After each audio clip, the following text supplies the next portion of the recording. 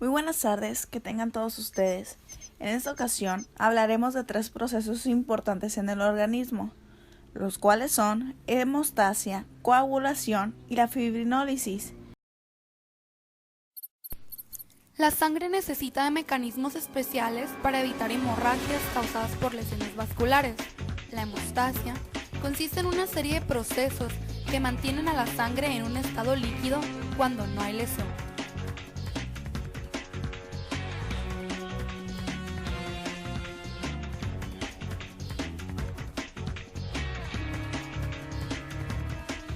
Como todos sabemos, en la sangre existen los componentes formes, que son glóbulos rojos, eritrocitos y los glóbulos blancos, leucocitos, y las plaquetas, muy importante, o trombocitos.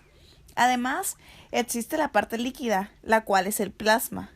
Contiene numerosas sustancias como tales proteínas, vitaminas, minerales, hormonas, sales y sobre todo proteínas importantes que intervienen en la coagulación. Para que pueda llevarse a cabo la coagulación necesitamos 2 vías, la vía extrínseca y la vía intrínseca. La vía extrínseca es aquella en la que además de dañarse el tejido o la pared del endotelio o la pared de la arteria, se dañan también tejidos vecinos y se liberan ciertas sustancias llamadas factores de la coagulación. La vía intrínseca es una vía alterna en la cual se daña exclusivamente los vasos sanguíneos.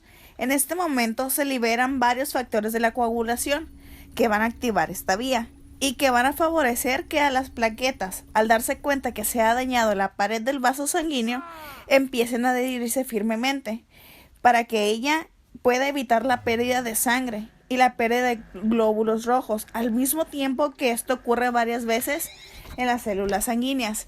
Secretan otras sustancias que hacen que esas plaquetas se aprisionen cada vez más, formando una especie de tapón plaquetario, lo cual va a atraer a otros factores de la coagulación que van a convertir el fibrinógeno, proteína que se encuentra en forma inactiva en el plasma, en su forma activa llamada fibrina. Cascada de la coagulación.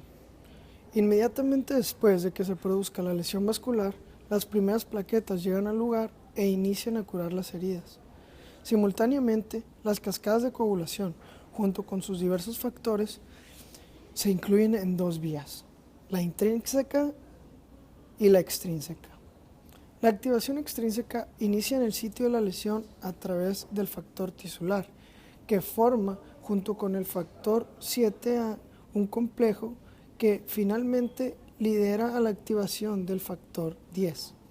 Este factor 10A es donde la vía intrínseca y extrínseca se unen, así iniciando una serie de activación de factores simulando un efecto en cadena hasta unirse a la protrombina y al factor 5A y así generar miles de estas moléculas.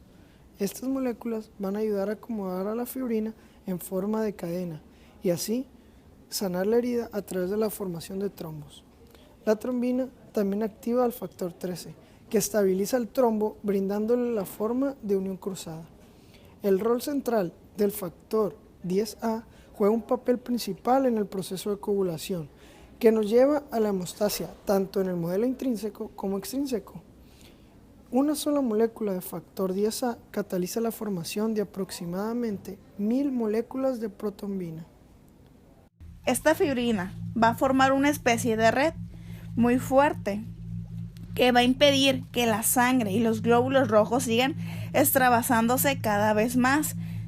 Se hace más fuerte, más firme y este coágulo, pero pasando unas 24-48 horas más o menos, este coágulo tiene que disolverse, porque si no podría producir un trombo o podría ocluir una arteria. Ese trombo o ese coágulo debe desbaratarse a través de sustancias de acción.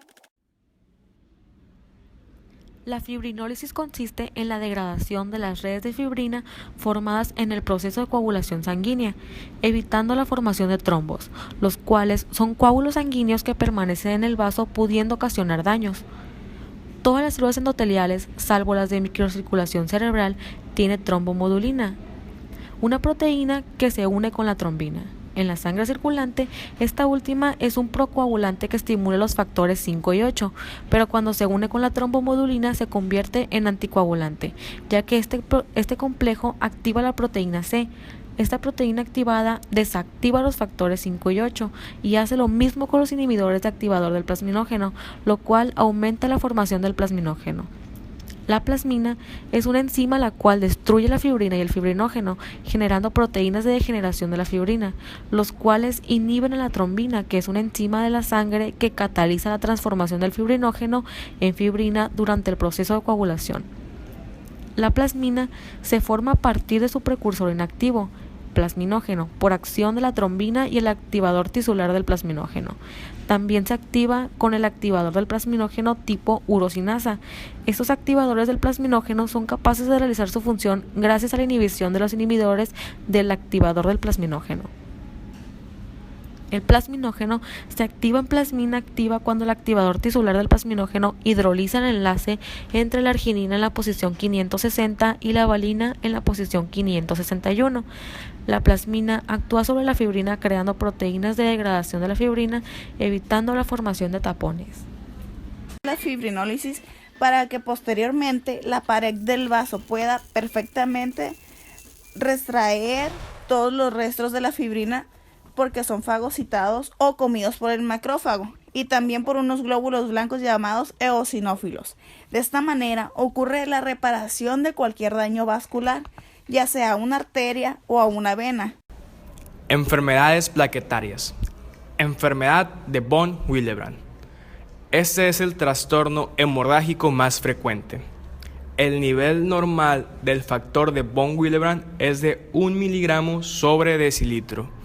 En la concentración del factor de von Willebrand es menor.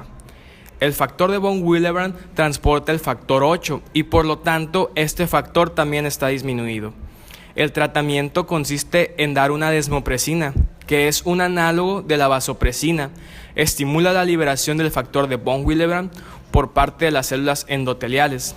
Las células endoteliales contienen factor de von Willebrand en los cuerpos de Weber-Palade. Enfermedad de Bernard-Soulier. Deficiencia de la glucoproteína 1B9, factor encargado de la adhesión plaquetaria al colágeno expuesto en una lesión vascular. Tromboastenia de Glanzmann. Este problema se da cuando están las plaquetas, pero estas no están trabajando. Se da por una deficiencia de la glucoproteína 2B, 2A, factor responsable de la agregación entre las plaquetas, con interacción de dicho factor con el fibrinógeno. Deficiencia de fibrinógeno. Disminuye la agregación plaquetaria y por lo tanto afecta a la formación del tapón hemostático primario y por ende el secundario. Trombocitopenia, por disminución en su producción o aumento en su destrucción. Fármacos antiplaquetarios. Aspirina, antiplaquetario más eficaz. Inhibe la vía de la ciclooxigenasa, lo cual disminuye los niveles de tromboxano A2. Dipirdamol, reduce la asequibilidad del ADP. Tiempos de coagulación. Tiempo de protrombina. Evalúa la vía extrínseca. Mide el tiempo de coagulación desde que se agrega tromboplastina tisular o factor 3. Se evalúa el estado de 5 factores de la coagulación: 1, 2, 5, 7 y 10. El tiempo de protrombina se prolonga cuando existe una alteración en el funcionamiento de los factores de la vía extrínseca o existe una disminución en ellos, por ejemplo, en lesiones hepáticas, proteinuria, deficiencia de vitamina K o en caso de coagulación intravascular diseminada. También se prolonga con el uso de ciertos anticoagulantes, warfarina y dicumarol. El tiempo puede variar dependiendo de la tromboplastina usada. Por eso se crea un índice internacional normalizado en donde el médico, a pesar del tipo de tromboplastina utilizada, puede interpretar el resultado. Tiempo de tromboplastina parcial activada.